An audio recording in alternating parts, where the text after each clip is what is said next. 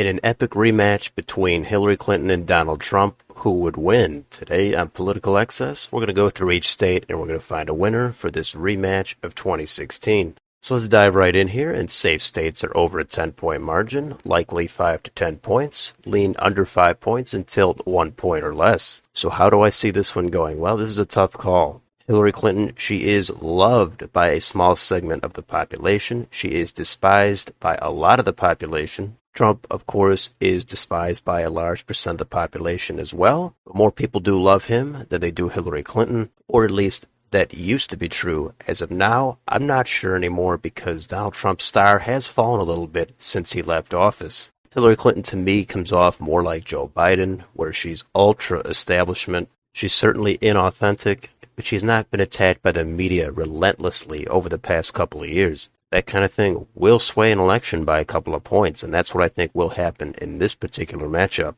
So we know Donald Trump used to excite the working class. There was all kinds of new voters turning out to vote for him. Who knows what it would be in 2 years from now? Of course, the national environment is also a big factor, vice presidential candidates. But back in 2020, Joe Biden was also very unexciting, very establishment, and he ended up squeaking out a win. Hillary Clinton's working class appeal is going to be lower than Joe Biden's. The media would be backing her up. They would absolutely be against Trump. So this is a tough call in a lot of these states. Some of the margins could go either way by a couple of points. Let's get started in Alaska.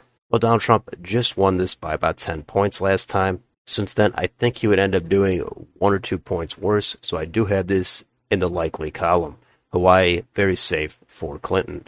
Washington, Oregon, California, very safe for Clinton. Let's go to Nevada.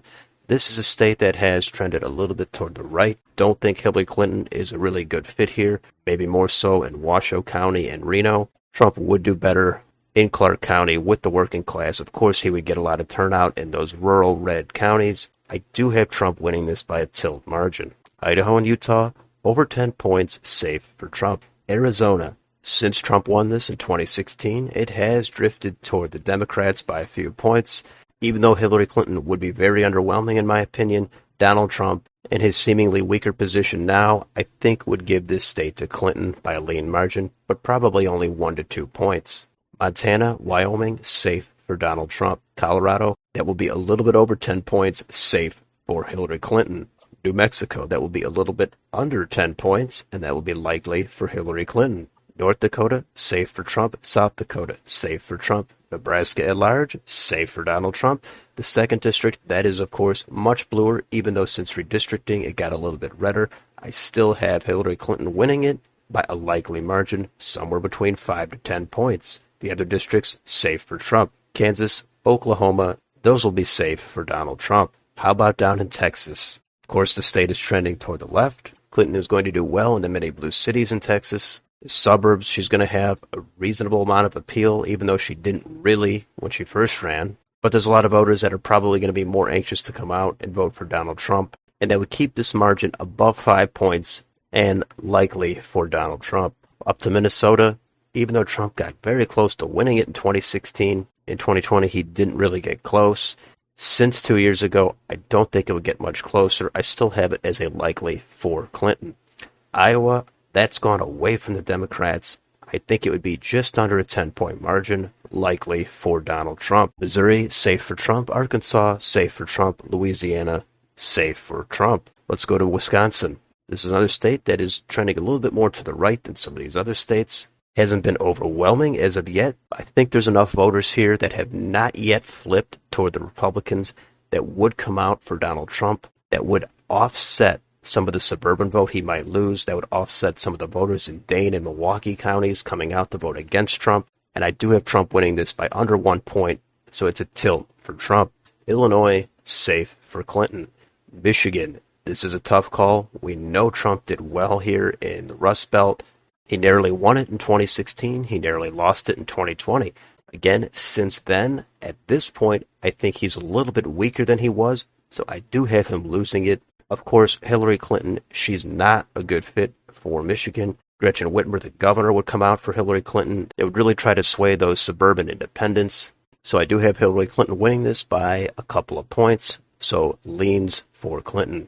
Indiana, Kentucky, Tennessee, Mississippi, and Alabama, those are all going to be safe for Donald Trump. Let's go to Florida. This would be Donald Trump's home state. It's pretty much become a leans Republican state at this point, but just because the Republicans won huge in the midterms, we don't know exactly what it would do on a presidential level yet. I do have Donald Trump winning Florida. The margin I'm not sure of. I have it as a leans for Donald Trump. I think it would at least be 2 or 3 points, but I'm not sure if it would get above 4 or 5 yet. Let's go one state north to Georgia. This is, of course, a state that is really giving Republicans a lot of problems. In this particular matchup, I don't think it would get any easier for them. I think the state would shift even further toward the left.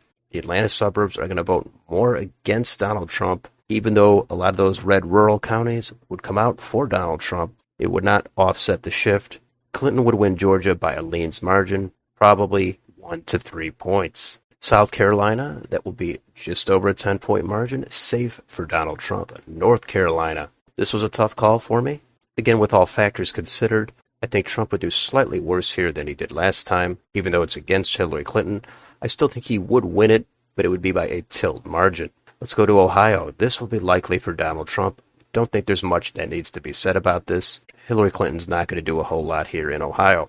One state to the east, West Virginia. That is a very safe for Donald Trump. Let's go up to Maine. At large, likely for Hillary Clinton. This will be a high single-digit margin. The first district, safe for Clinton. That will be just over 10 points.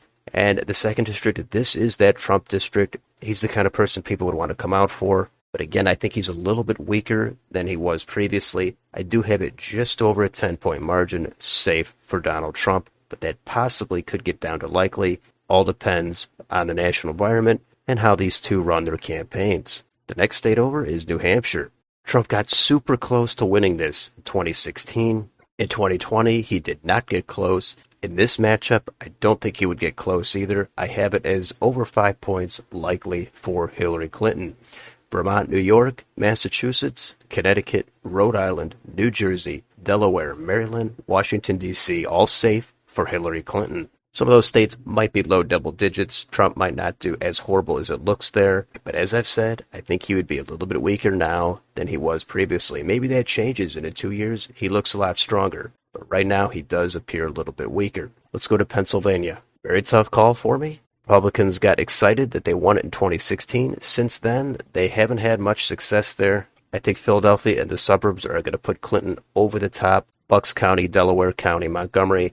Trump might win Erie County. That would be very close like it usually is now. But in the end, I don't think there's enough red vote to overcome a lot of that blue suburban vote. They would come out and reluctantly vote for Hillary Clinton. So she gets a tilt in Pennsylvania. And the last state is Virginia. Trump did not do horribly here in 2016 against Clinton. Last time he did do pretty horribly. This time I have the margin at just under 10 points, likely for Hillary Clinton. She's again completely establishment. Northern Virginia, they would absolutely come out both for her and against Donald Trump, and she would easily win Virginia. That is my map. That would result in 251 electoral votes for Donald Trump, 287 for Hillary Clinton, and Hillary Clinton would end up pulling this out.